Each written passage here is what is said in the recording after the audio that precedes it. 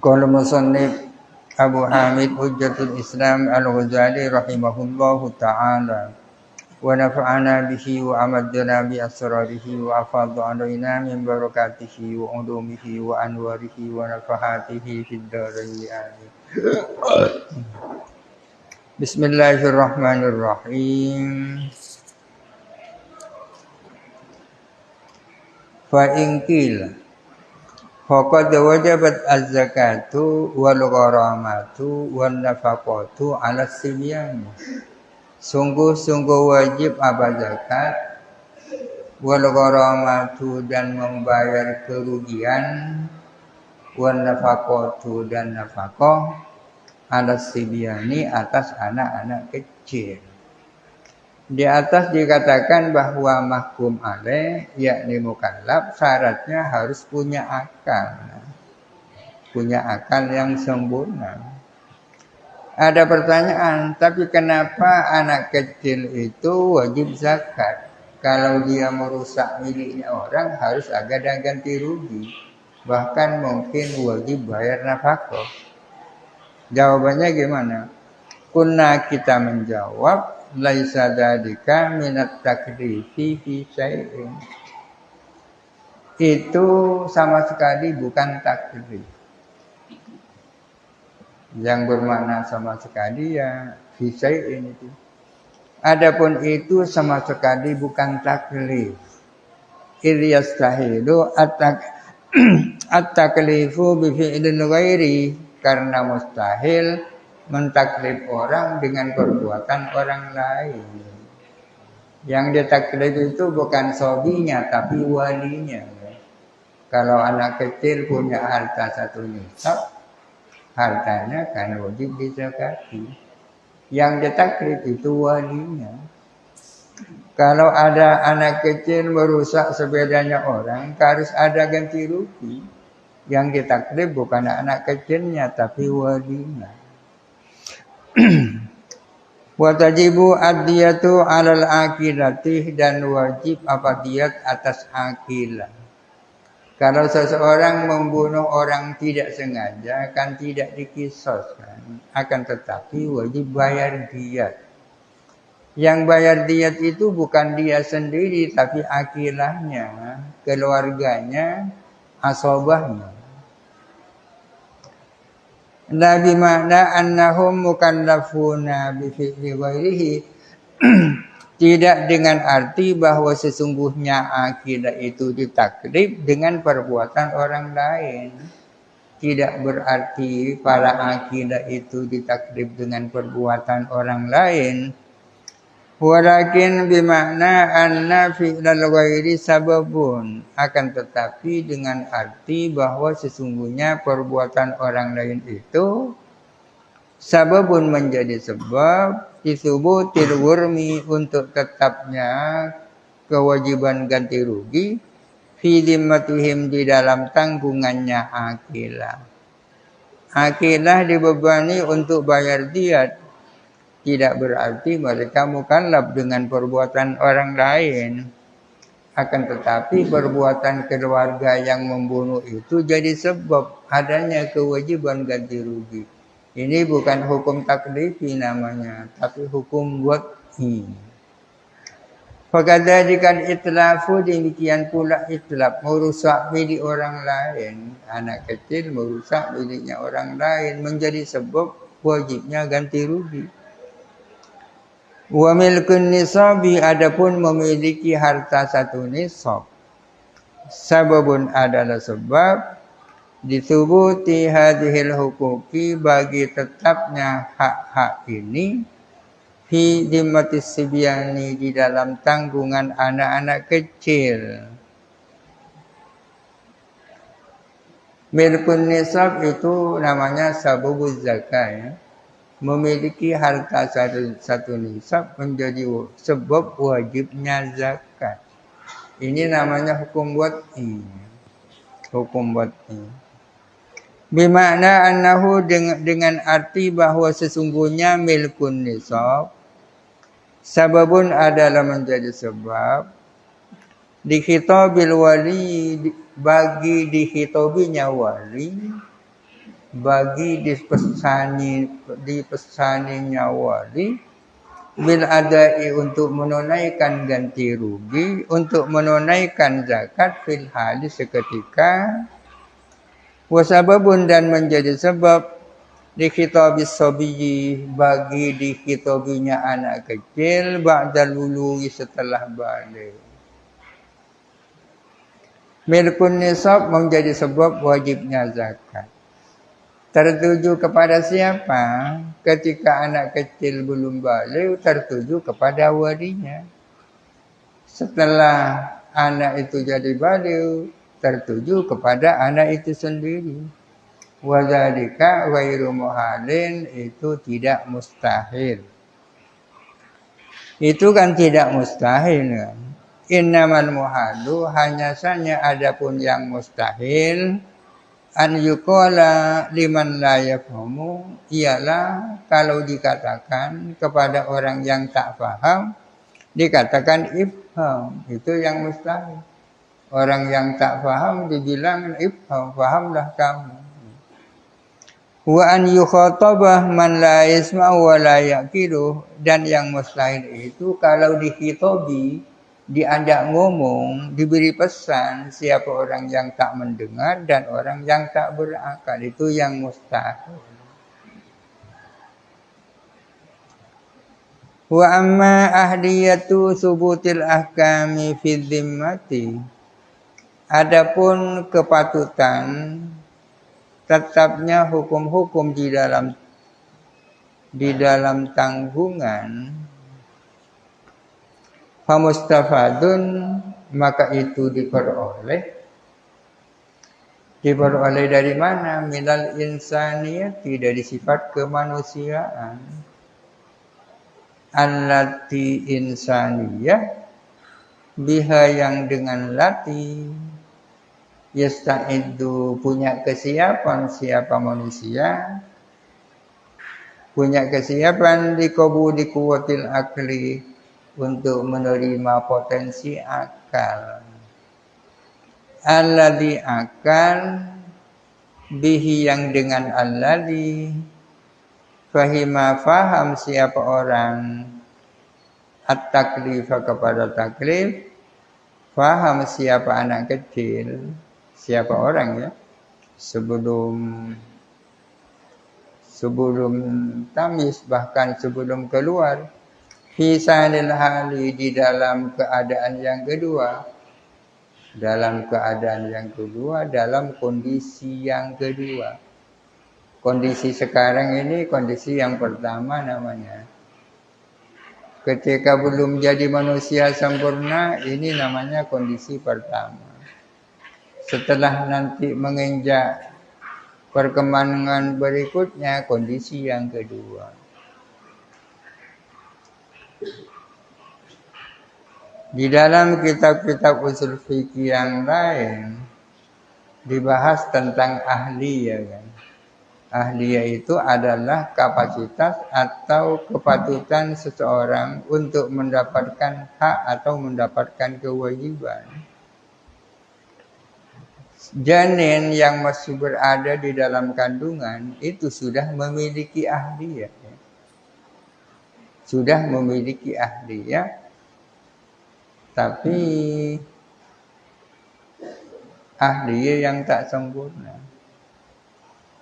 Punya kapasitas, punya keahlian, punya kepatutan. Makanya seseorang bisa berwasiat, kalau saya mati, rumah itu diberikan kepada janin yang masih ada dalam kandungan, kan bisa. Dari mana lahirnya ahliyah itu? Lahirnya dari dhimmah. Dhimmah itu lahir dari mana? Dari sifat kemanusiaannya. Dengan sifat kemanusiaannya seseorang punya dhimmah. Dengan dhimmah itu seseorang punya ahliyah. Dengan sifat kemanusiaannya setiap orang punya potensi untuk berakal. Meskipun sekarang belum berakal. Akan berakal nanti dalam kondisi kedua. Hatta innal bahimata, sehingga bahwa sesungguhnya hewan, lamma lam takun, ketika tidak ada apa hewan, lamma lam takun, ketika tidak ada, laha ialah bagi bahima, ahdiyatu fahmil khitabi, apa keahlian, kepatutan untuk memahami pesan, bil fi'li secara real, wala bil quwwati, dan juga tidak secara potensial. Lam tatahayya, tidak punya kesiapan siapa bahima, diidhafatil hukmi, untuk menyandarkan hukum, ila dimatiha, kepada tanggungannya bahima. Anak kecil misalnya masih berusia 1 tahun, itu kan sama dengan kambing ya, sama-sama tidak punya akal. Apa bedanya? Bedanya, kalau anak kecil yang masih umur 1 tahun itu punya kesiapan untuk berakal pada saatnya. Memang saat ini belum, tapi fi sanil ahwal, dalam kondisi kedua kan akan berakal. Berbeda dengan hewan. Hewan sekarang tak berakal dan sampai seterusnya tidak berakal. Anak yang masih di bawah umur memang tidak punya pemahaman secara real, akan tetapi punya pemahaman secara potensial. Fi'li ini namanya real, kuwa ini namanya potensial. Kalau hewan tidak punya pemahaman, baik potensial maupun real. Oleh karena itu tak layak kalau hukum itu disandarkan kepada hewan. Wasyartu la budda ayyakuna hasilan aw mumkinan an yahsul 'alal qurbi. Adapun syarat itu tidak harus terjadi apa syarat, atau mungkin terjadi dalam waktu dekat. Syaratnya taklif harus berakal. Syarat itu harus ada sekarang atau mungkin akan ada nanti. Bagi hayawan, akal itu sekarang tidak ada dan tidak mungkin akan ada. Fayuqalu, maka dikatakan innahu mawjudun bil quwwah. Maka dikatakan bahwa sesungguhnya syarat itu adalah terwujud secara potensial. Terwujud secara potensial meskipun secara real tidak mawujud.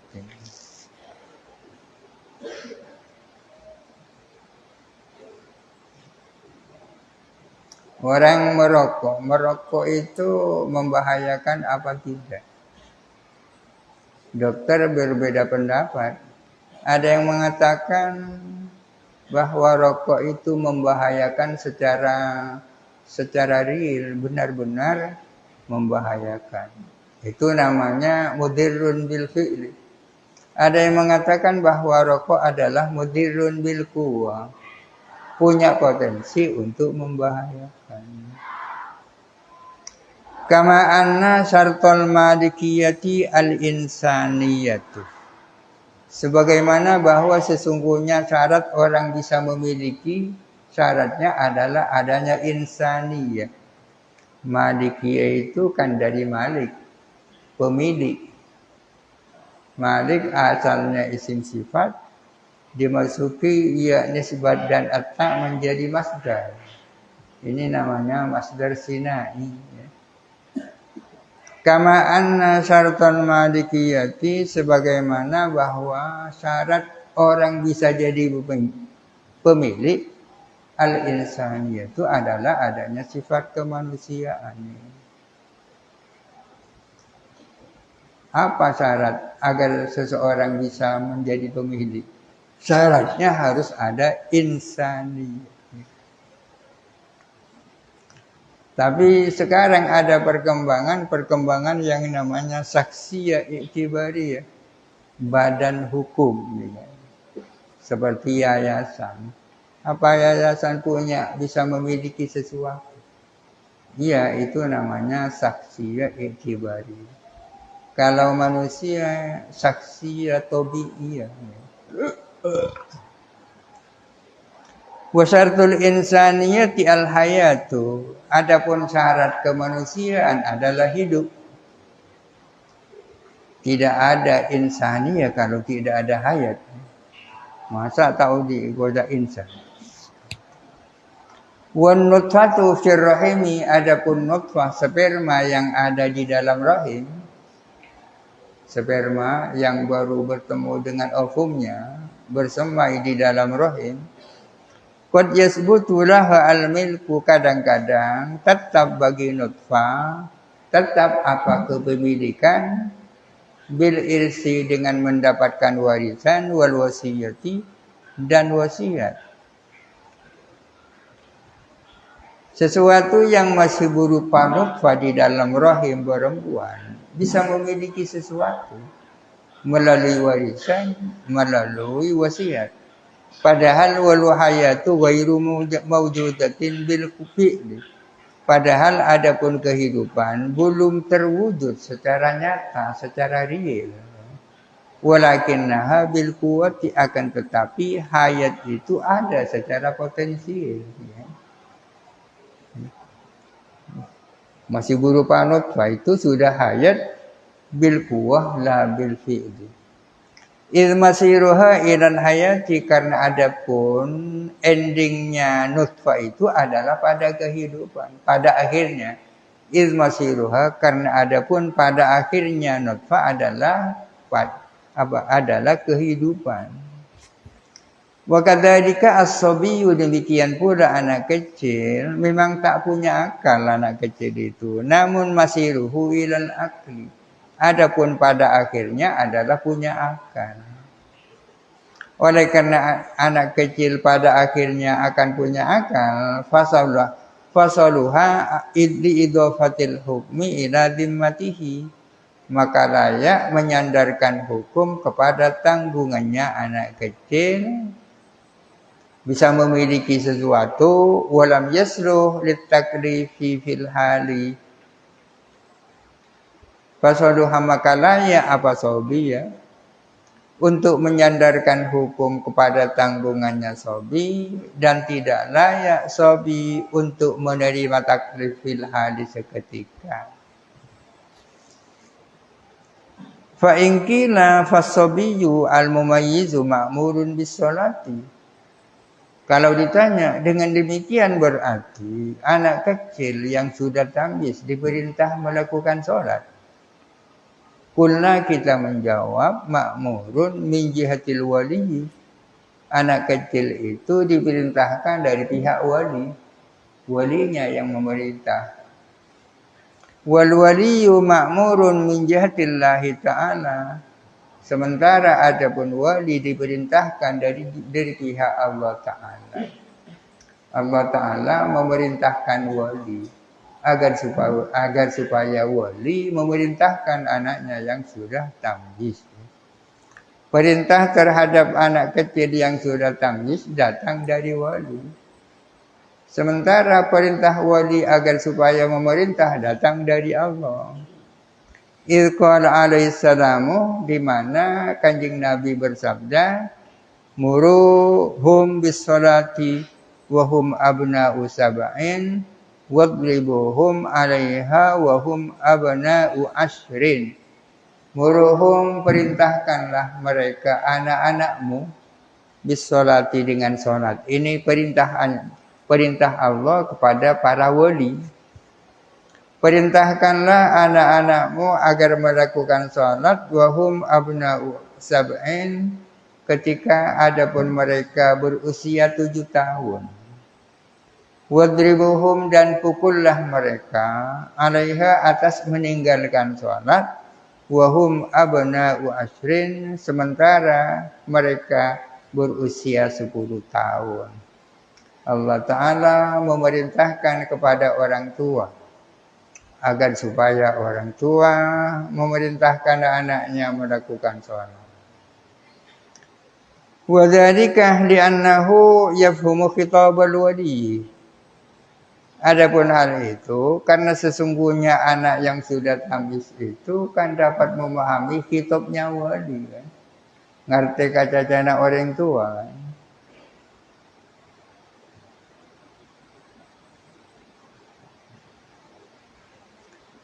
Karena anak kecil itu faham kepada khitabnya wali, wa yakhafu darbahu dan takut kepada pukulannya wali. Belum takut kepada neraka ya kan, takut kapakna ya. Fasara ahlan lahu maka menjadi siapa anak kecil yang sudah tamyiz, ahlan lahu adalah punya kapasitas, punya kepatutan untuk menerima khitabnya wali ya. Tapi wala yafhamu khitabat syari ini dia tidak paham kepada khitabnya syari. Kepada khitabnya Allah tak faham, tapi kepada khitabnya bapaknya faham. Idla ya'rifu syari'ah karena anak kecil yang sudah tamyiz belum kenal syari'. Wala yakhafu iqabahu dan tidak takut anak kecil akan siksanya syari'. Idla yafhamu al-akhiratah karena anak kecil tidak paham akhirat.